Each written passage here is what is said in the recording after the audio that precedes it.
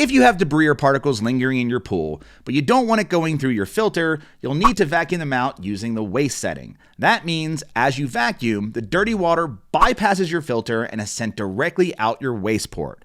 So once you know how your filter valves work and how to hook up your vacuum to get the suction in line, it's a simple process that'll remove particles fast. So here's a quick tutorial on how to vacuum a pool to waste with a sand filter. Let's dive in.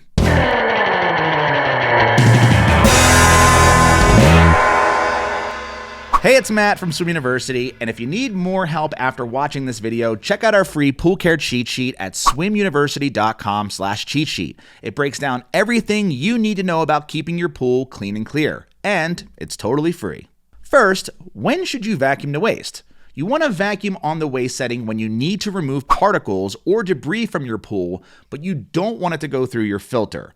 Things like algae, sand, or pollen might not get picked up by your filter and will just keep circulating back into the pool. And chemicals like flocculant shouldn't go through your filter since it can clog it up. Now, on your multi-port valve, you'll see a setting called waste. When you vacuum with your filter on this waste setting, you are bypassing the filter completely. And that means the dirty water is pulled in from the vacuum, through the skimmer, through the pump, and then directly out the waste port on your filter, bypassing the filter entirely. Keep in mind that your pool water level will drop while you vacuum. And you don't want your water level to drop below the skimmer since your pump will start sucking in air. So use a garden hose to add fresh water if your water level drops too low. Now, to vacuum your pool, you'll need a manual vacuum head, a telescopic pole to attach to the vac head, a vacuum hose, and a backwash hose. Optionally, you can use what's called a skimmer vacuum plate. This plate sits over the skimmer basket, and it makes sure that debris caught by the skimmer basket doesn't make its way into your pool pump. If you're vacuuming up a lot of debris like leaves, this can be handy. Okay, so here's how to vacuum on the waste setting. You want to connect your backwash hose to the filter's waste port. Water will flow out of this port when you start vacuuming, so unravel the hose into a nearby area where water can flow out. And make sure that your pool's water level is a few inches above normal, since you're going to be losing water when you start vacuuming, and you don't want that water level to fall below the skimmer. Attach the vacuum head to the telescopic pole and attach one end of the vacuum hose to the vacuum head. Lower the vacuum slowly into the pool, trying not to kick up any particles, and make sure that the vacuum head rests on the pool floor. Then, fill up your vacuum hose with water. It's important to get all of the air out of the hose so when it's hooked up to the skimmer, it won't start to suck air into your pump.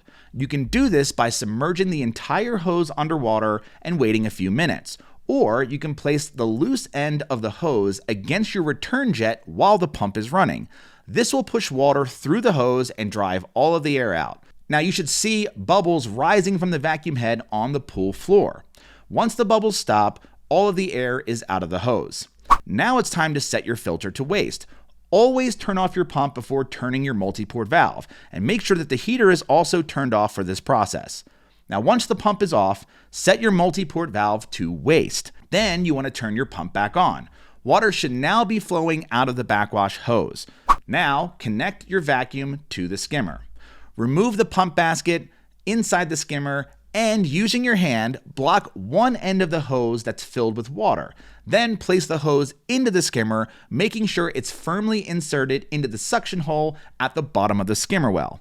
You can also snake the hose through the opening of the skimmer and place it into the suction hole.